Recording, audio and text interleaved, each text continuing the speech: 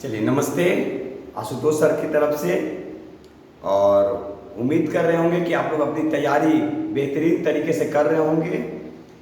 चलिए देखेंगे, एक टॉपिक हम आप लोग को बहुत दिन से पढ़ाना चाह रहे थे और अभी भी मतलब उस टॉपिक पे हम सोच रहे हैं कि अब उसको आपके सामने रखा जाए।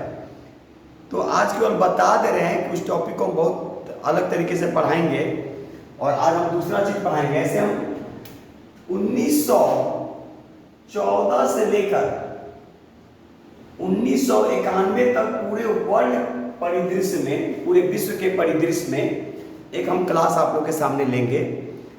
आज नहीं, आज कुछ और दूसरे टॉपिक पे आज हम लोग बात करेंगे। तो इस चीज को ध्यान रखिएगा, ये टॉपिक काफी इंपॉर्टेंट है और ये आपको हिस्ट्री, इकोनॉमिक्स यानी इकोनॉमी और पॉलिटिकल साइंस, ये तीनों हम कवर करेंगे इस पे और एक तरीका बताएंगे कि यहाँ से कैसे आपके मैक्सिमम क्वेश्चन सॉल्व हो जाएंगे। तो बहुत दिन से सोच रहे थे लेकिन अभी भी नहीं ले पाएंगे, उसके लिए थोड़ा सा लंबा वीडियो, और आप लोगों को भी पता है कि लंबे समय तक फैन बंद नहीं रख सकते हैं, ठीक है, इसी में बहुत ये होती है, दिक्कत होती है। तो इस पे भी करेंगे, कोशिश कर रहे हैं और वो माइंड सेट पे है, क्योंकि ये जो टॉपिक जो हम बहुत दिनों से सोच रहे थे पढ़ाने के लिए, अब लग रहा है कि आपके सामने रखा जाए और आपको दिखाया जाए कि कैसे एक टॉपिक, केवल इस टॉपिक को केवल आप कवर कर लेते हैं तो आपके मैक्सिमम क्वेश्चन किसी भी एग्जाम में सॉल्व हो जाएंगे। तो देख रहे हैं इस टॉपिक के लिए कितने लोग कमेंट्स कर रहे हैं, क्या कर रहे हैं, उनकी क्या विचार है, तो फिर इस टॉपिक को पढ़ाया जाएगा। खैर, आज हम जो टॉपिक आपके सामने रख रहे हैं, अब हम कुछ इस भी कर करके आपके सामने भी उस टॉपिक को ला रहे हैं कि देखा जाए कैसे कैसे क्वेश्चन आने की संभावना होती है। देखिएगा ध्यान से, जैसे आज जो हम आपके सामने जो टॉपिक रखे हैं, ये 1905 से लेकर 1912 तक, तो 1905 से लेकर 1912 तक हम लोग इस पे बात करेंगे। और हम किसी दूसरे सब्जेक्ट के साथ इसको कनेक्ट आज नहीं कर रहे हैं, ऐसे हम चाहते तो इसको दूसरे सब्जेक्ट के साथ भी कनेक्ट कर सकते थे, तो हम सिर्फ इसको हिस्ट्री से ही करेंगे।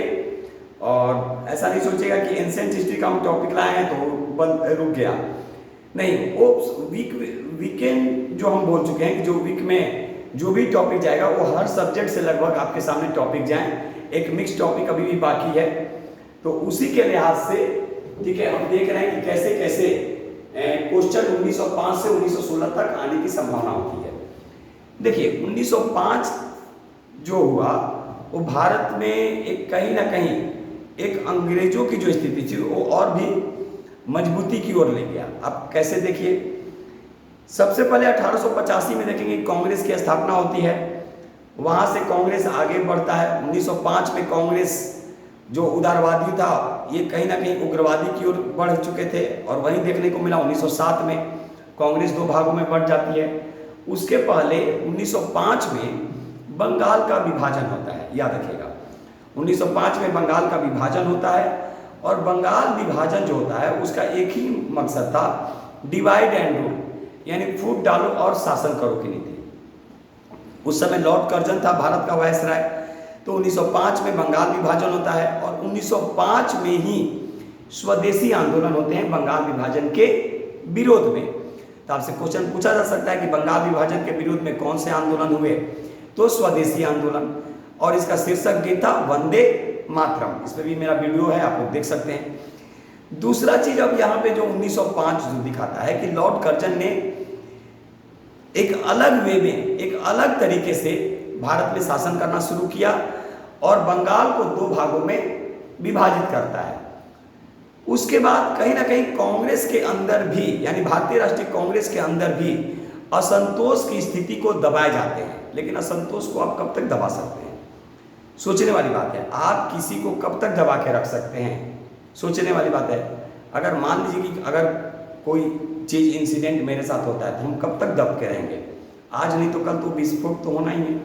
ये हम ये नहीं कर रहे कि आपको हम मिसगाइड कर रहे हैं, एक इतिहास बताता है कि अगर गलत होता है तो कब तक, जैसे अभी छात्रों के साथ क्या हो रहा है, सरकार कब तक दबा सकती है, वैकेंसी नहीं निकालती है, ये नहीं करती है, कब तक आप कर सकते हैं, छात्र से तो बड़ा कोई होता ही नहीं है। तो खैर वो अलग चीज़ है। तो यहाँ भी वही चीज़ हुआ, अंग्रेज जो के कारण जो बनी, खुद कांग्रेस के अंदर भी दबाव की स्थिति बनती चली गई, और वही चीज़ हुआ कि 1907 में कांग्रेस का विभाजन होता है। उसके पहले देख लेंगे कि 1905 में बंगाल विभाजन, याद रखिएगा, और बंगाल विभाजन के विरोध में ही, ठीक है, बंगाल विभाजन के विरोध में ही स्वदेशी आंदोलन होते हैं।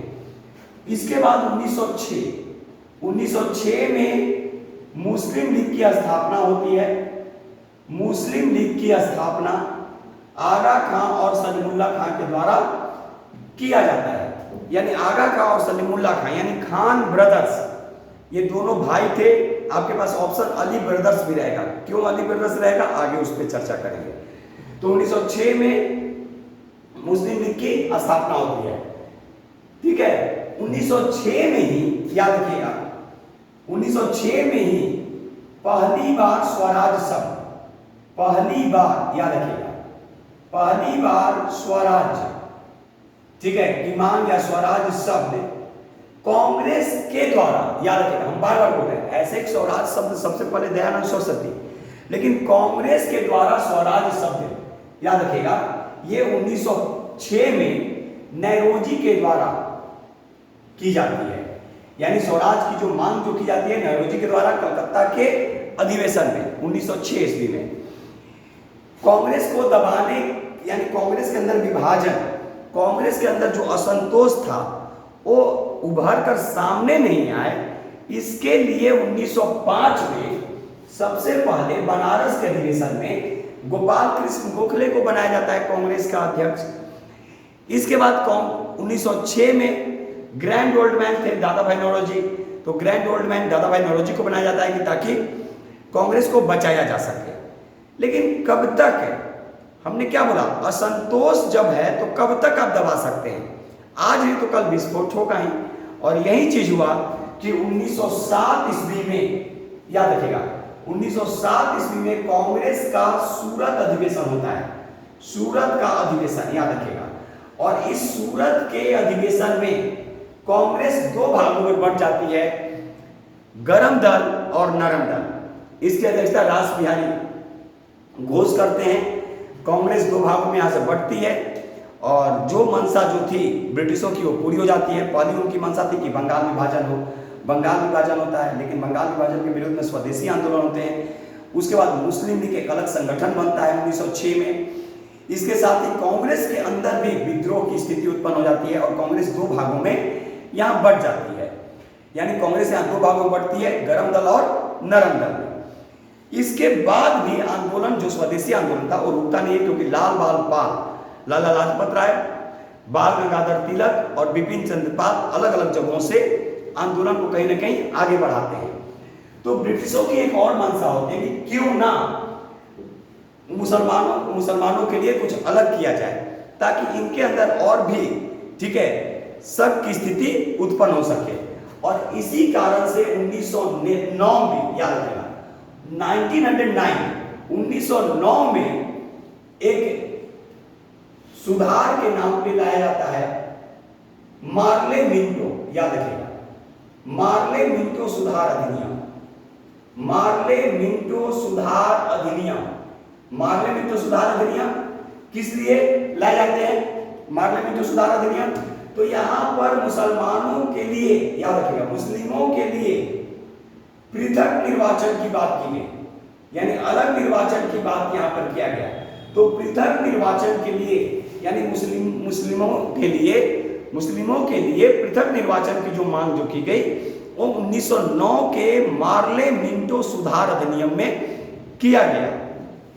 इसके बाद क्या होता है 1911 में, अब 1911 आते हैं, क्या होता है कि कहीं ना कहीं अब ब्रिटिशों को लगने लगता है कि नहीं, बंगाल जो विभाजन जो हुआ उसको रद्द किया जाए। तो 1911 में बंगाल विभाजन को रद्द किया जाता है, और उस समय भारत का वायसराय जो था वो लॉर्ड हार्डिंग द्वितीय था।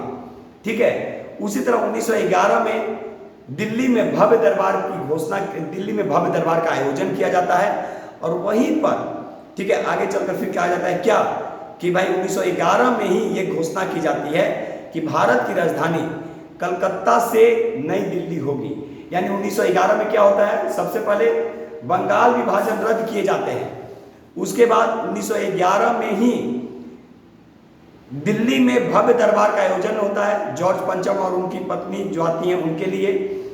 उसके बाद 1911 में ही भारत की राजधानी कलकत्ता से नई दिल्ली बनाने की घोषणा की जाती है और 1911 में ही पहली बार हवाई डाक सेवा का परिचालन किया जाता है इलाहाबाद से नैनी के बीच।